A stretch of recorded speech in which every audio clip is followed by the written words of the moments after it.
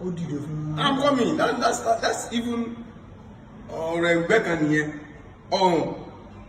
Olúgbọ́n Àrẹ̀sà àwọn ọba yìí wọ́n superior sí sọ́run, but due to the authority Alaafin pé ó yá ìwọ sọ̀hún wọ́n ṣe bẹ̀rún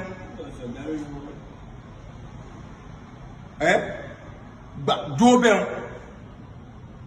authority Alaafin ká gbogbo lẹ̀kílẹ̀ ó sì ń sọ gàmbé. Ṣé Àrẹ̀sà kórè ẹ̀ láti gbà yìí àbólúgbọ́n sọ̀rọ̀? So ìwọ náà wo issue yẹn. Okay, ẹja mú pé ká clarify nítorí àwọn èèyàn lójú ní ilẹ̀ Yorùbá, ká clarify báwo ni Ọ̀yọ́ ṣe come into existence, báwo ni old Oyo Empire ṣe come into existence. Oyo Empire is the only empire in southern part of Nigeria. Ó dé Benin Republic, ó dé Togo. Over 818 years. So imagine, and at the peak, it was in 1659. Your empire was at its peak in 1659. Okay, ẹja gbé ẹja padà. Odùduwà jọba nífẹ̀ẹ́, àbí? Ṣé gbogbo ọmọ Yorùbá ló sábà pé Odùduwà jọba nífẹ̀ẹ́? Ọmọ Oòduà wọ́n sì ń pè wá.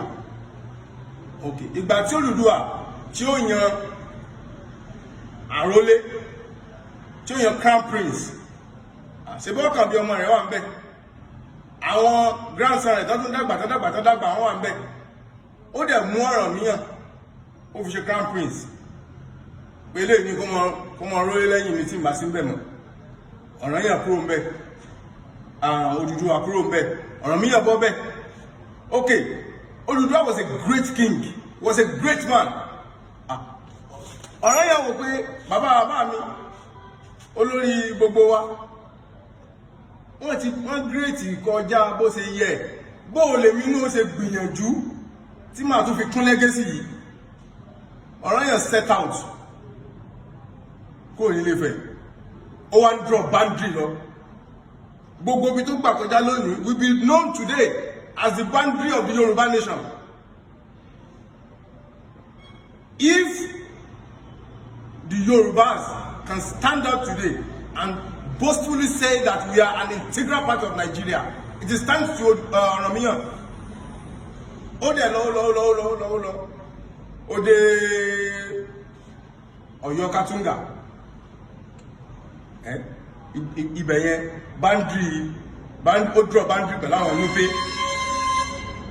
ó draw boundary pẹ̀lú àwọn Nupe, ó dẹ̀ sọ pé ibi báyìí o Ọ̀yọ́ ìlànà pé ó mú gbogbo technology tó wà nífẹ̀ẹ́ ńgbà yẹn tí bàbá rẹ̀ mú wá, ó mú gbogbo technology yẹn ó incorporate ibẹ̀ prosper, economic prosperity wà níbẹ̀, àwọn foreigners wọ́n wá síbẹ̀, àwọn Nupe, Ìgalà, gbogbo wọn, Haúsá wọ́n wá nájà níbẹ̀, ibẹ̀ prosper. Being a warrior, because he left Ife with his cavalry. Wọ́n conquer ìlú lọ, wọ́n conquer ìlú. Gbàtọ́ dé Ọ̀yọ́ Katunga. Ọ̀rànmíyàn fún ara rẹ̀ lọ sọ ní Katunga, àlọ́ sọ ní Ọ̀yọ́. Àwọn kan níbi wọ́n níbi tẹ́sán ti yọ. Lọ́n pè lọ́yọ̀. Okay, Ọ̀rànmíyàn ló name ẹ̀ as Ọ̀yọ́. And ó dẹ̀ pé ibi oyè míì ní máa jẹ. Ìlú Aláàfin ni màá máa jẹ. Nítorí pé mo fi ààfin lé, mo tún ní ààfin bí èmi l'Aláàfin. And that was how Ọ̀rànmíyàn became the first Alaafin. Okay. Ọọ̀ni. Olóhùn àti Aláàfin wọ́n jọ àwọn kan sọ pé wọ́n gbé wọn sẹ́gbẹ̀ẹ́ ara wọn. Wọ́n ò ṣe gbé sẹ́gbẹ̀ẹ́ ara wọn. Because Ọ̀rànyàn ó padà sífẹ̀. Nígbà padà sífẹ̀, kí ló ṣe ń bẹ̀? Ṣé bàbá náà ló ń jẹ́ ń bẹ̀? After Patolo established new capital, the most prosperous city ní gbogbo kóòtù òjìrè nígbà náà, Ọ̀yọ́ Katunga. Okay, ó dẹ̀ padà lọ sí Ifẹ̀. Nígbà tó padà sí Ifẹ̀, ṣé ọba kọ́ ló jẹ by that virtue gbogbo àrọ́mọdọ́mọ Ọ̀rànyàn tí wọ́n bá ti gorí ìtẹ́ Aláàfin ni wọ́n ní claim sí Ifẹ̀ nítorí pé bàbá wọn òun náà ó padà lọ sí Ifẹ̀ ó jẹ ọba bàbá wọn ó padà lọ sí Ifẹ̀ ìjọba ìyẹn míyàn ó tún ṣe ọba rẹ̀ lọ. So he was the Alaafin in Oyo Katunga and he was still the king in Ife. Okay, now how did we come about Ooni? Ooni was an Aborigine. So he was an Aborigine. Okay, nísìnyí ká fi yẹn lẹ̀ fọjọ́ mi. Àjàká débẹ̀ lẹ́yìn bàbá rẹ̀ Ọ̀rànyàn. Ṣàngó débẹ̀ Àjàká padà wá. Prosperity yẹn ń gòkè sí Ọ̀yọ́ ń dàgbà sí títí tó fi dórí Aláàfin Òfìràn tó lọ ń kọ́ New Empire sọ́yọ́lé. So Aláàfin Òfìràn ń kọ́ New Empire sọ́yọ́lé. Bẹ́ẹ̀ náà fẹ́ báńdì sí, bẹ́ẹ̀ náà fẹ́lẹ̀ sí.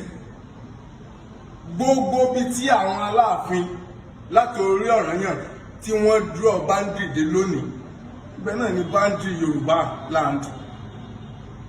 Okay, Aláàfin Òfìràn ó ń múfù capital wá sí Ọ̀yọ́lé lókù.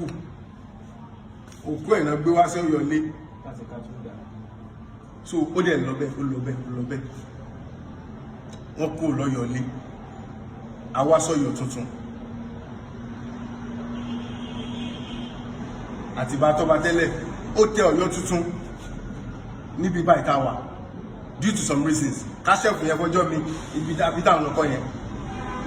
Okay, Olúyọ̀lé Ìbà Olúyọ̀lé bó ló ṣe jẹ́? Ìbà Olúyọ̀lé ọmọ Ọ̀yọ́ ni ọmọ ọba Aláàfin Adégolú ni, and due to the relationship tí Ìbà Olúyọ̀lé ní sí pẹ̀lú Aláàfin Àtìbà, Ìbàdàn gained autonomous power láti govern ara wọn. Má gbàgbé pa ti sọ pé Alaafin náà ló fún sọ̀rọ̀ oníbẹ̀ wọn. If Yoruba have an identity today, and we can boastfully say we are an integral part of Nigeria as a Yoruba man, it is thanks to Alaafin. It is thanks to Alaafin. All the Alaafins lọ́wọ́ remnant Oyo Empire ó wà ní Atapame ní Togo dèní, ó wà ní Parliament ní Togo lẹ́nu, ó wà ní Benin Republic. The ports, the seaports tó ń lò fún commerce, trade and commerce ní import and export ní Old Oyo Empire was Wida is in present day Benin Republic. So that greatness, that glory. Okay. Ìbà Olúyọ̀lé tó jẹ́ ọmọ Aláàfin Ọ̀yọ́ tí òun ló establish Ìbàdàn as we know it today. Charisma ló fi establish it, and Ìbàdàn became prosperous. Ìbà Olúyọ̀lé Balógun Ògúnmọ́lá, àwọn méjèèjì yìí ipa kékeré kọ́ ni wọ́n kó pẹ̀lú allegiance wọn sí Ọ̀yọ́, pẹ̀lú allegiance wọn sí Aláàfin. Kí ló mọ́ ogun Kúrúnmí wá? Ṣé bí ìgbà tí Kúrúnmí kọ́ ti kún sí Aláàfin ni? Ṣé bóun ni Ìbà Olúyọ̀lé àti Balógun Ògúnmọ́lá ni wọ́n yarí tí wọ́n sí fún lọ́bá pé ìwọ bó Sàláàfin òun náà lọ́wọ́ di tẹ́ fẹ́ máa lọ́wọ́ di bí wọ́n fẹ́ ẹfẹ́ sọ nígbà wíyọ yín tí Ìbàdàn tó bá ga débi tó ga dé lónìí ìdùnnú Ọ̀yọ́ ni ok tẹ́ bá ti àwọn ẹfẹ́ sòfin mi ẹfẹ́ mú legislation kan wá ok ẹ mú gbogbo high chief Ìbàdàn gbogbo àwọn Ìbàdàn council ẹ kó wọn sí council of urbans and chiefs gbogbo Ọ̀yọ́ Mèsì ẹ kó wọn síbẹ̀ Kálàfin ọmọ sọ̀ká wọn ṣe nígbà tó wá di pé ayé wá di ayé olóṣèlú kó dé ṣẹ̀ṣẹ̀ bẹ̀rẹ̀ o àwọn tí wọ́n ń dàrú náà tí wọ́n ń dàrú kí wọ́n mọ̀ dàrú ìṣó ìtàn ò ní gbàgbé kálukú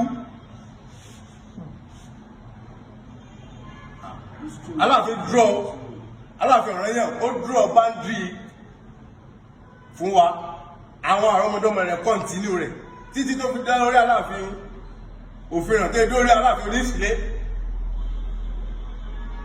àwọn ilé wọ́n draw boundary lọ Oyo Empire. Let me tell you, Yoruba, the history of Oyo is the history of Yoruba. Yoruba has no history other than the history of Oyo. Because Alaafin, àwọn Alaafin tí wọ́n ti jẹ, wọ́n make sure wípé Yoruba kóòtù òjíire àṣẹ fọwọ́ rọ́ sẹ́yìn.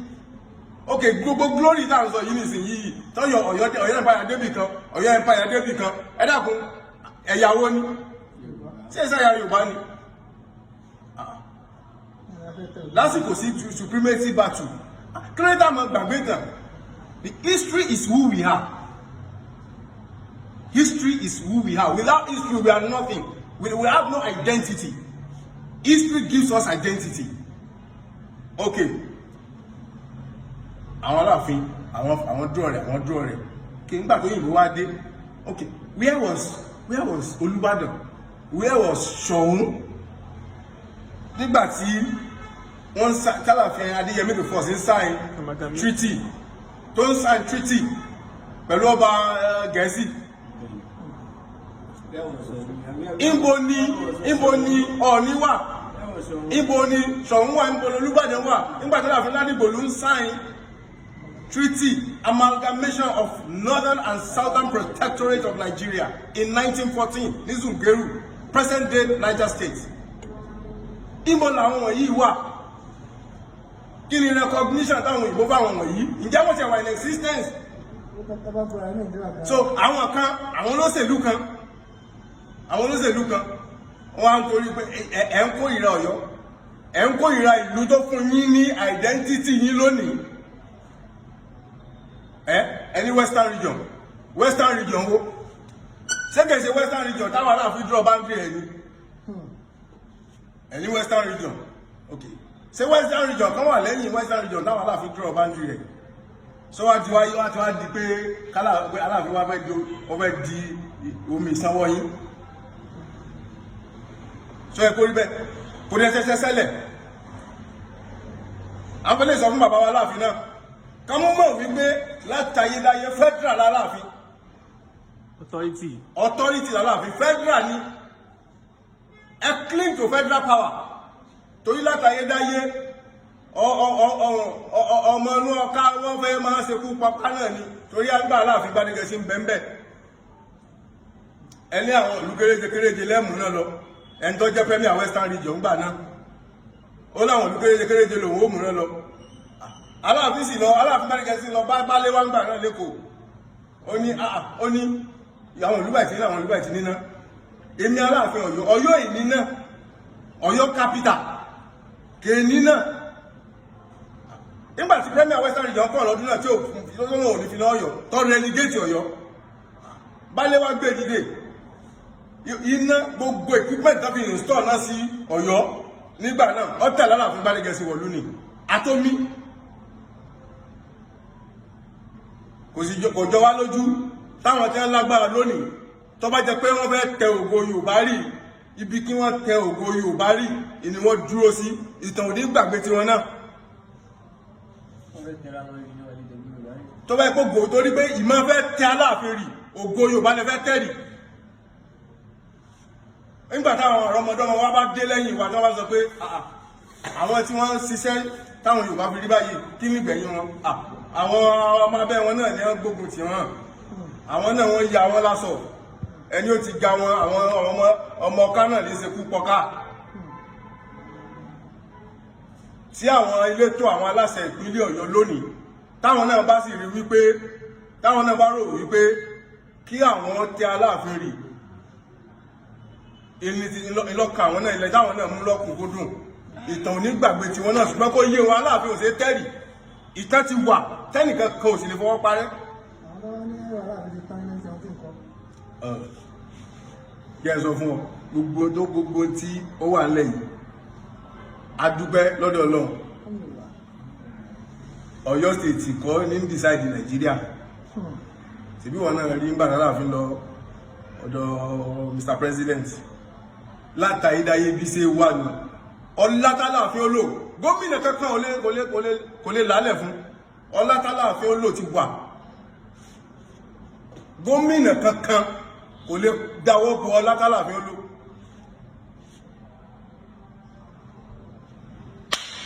àwọn kan dìde wọ́n láwọn mọ́gàjí kan nìbàdàn àwọn kan mọ́gàjí lógúnmọ̀ṣọ́ ìbòlẹ̀ wà 1976 tẹ́ kó ń bálẹ̀ tẹ́ di ọba sọ̀hún tí wọ́n ti gbàgbé ìtàn ni. And you people claim to be a custodian of our history, of our culture and tradition. What culture? What history? What tradition? Would you be able to stand to your children and tell them that you are a true custodian of history, culture and tradition? All of you.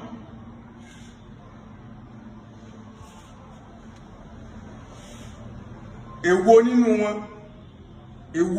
wọn kí ni okay ṣebí Ìbàdàn fẹ́ replicate the glory of Oyo Empire, and that is what brought about the Kiriji War. Let me tell you, the Alaafins drew the boundary of Yoruba land as we know it today, and let me tell you, Yoruba land is about 180,000 square kilometers. Excuse me. As we know it today, if the Alaafin were responsible for the majority of those lands, acquisition of those lands through conquest, Yoruba people can lay claim to Yoruba land today because of the virtue of conquest by the Alaafins. Because you can only lay claim to a particular place by virtue of birthright or conquest. Yoruba people lay claim to Yoruba land today due by virtue of conquest by Alaafins. And Ibadan wanted to replicate that glory. And that was what brought about the Kiriji War. And were they successful? Divine power, they have in the empire. Divine power, tọ́lọ́run fún àwọn Aláàfin kò fún àwọn míì. Ìkiriji War. Ìgbàjọ ló ti stop. Ìgbàjọ. I'm killing square kilometer with Ìgbàjọ. Ìbàdàn tó Ìgbàjọ. Àti gbogbo àwọn tí wọ́n support Ìbàdàn side ní Ìkiriji War. It wasn't up to 10,000 square kilometers. And look at Oyo, the Yoruba nation. About 180,000 square kilometers. And Ojo ti làbáyé o kan ti achieve feat yẹn. Kò sáàríyànjiyàn kankan láàrin pé ta ló jura wọn nínú Aláàfin àtẹni ọba, any ọba for that matter nílẹ̀ Yorùbá. By virtue of birthright, by virtue of conquest, Alaafin reigns supreme above all other in Yoruba land. Alaafin bá dé Ifẹ̀ lónìí, òun lọ bá bẹ̀. By virtue of birthright. Alaafin bá dé Kétu lónìí, tó bá dé Parliament lónìí, tó bá dé Ọ̀yọ́lé lónìí by virtue of conquest lónìí. So kí lá ló dé táwọn dojú tàn bolẹ̀ nítorí ìkórìíra wo látijọ́ tí àwọn candidate governorship candidate ń wá nìbàdàn látijọ́ tí wọ́n ti ń wá nìbàdàn ǹjẹ́ ẹ wà gbọ́ kọ́mọ Ọ̀yọ́ kan takò wọn. The glory of Ibadan is the glory of Oyo. But láti decimate Alaafin àbí láti decimate power Alaafin ní jókòó jẹ́ ẹnu wa yìí kò ní dúró. Àwọn Alaafin ẹ dúró ẹ dìmọ́ federal Alaafin. Alaafin is Alaafin of Nigeria. Alaafin is Alaafin of Nigeria. Ẹnìkan bá wá wọ ẹnìkan tí àwọn kan wọ́n ń dáná tẹ̀. Alaafin kọjá bẹ́ẹ̀. Mandate táwọn bàbá ńlá yín fún yín, mandate táwọn bàbá ńlá yín fún yín, ó ju tẹ́ni ọba lọ. Ọ̀yọ́ ò ní bàjẹ́.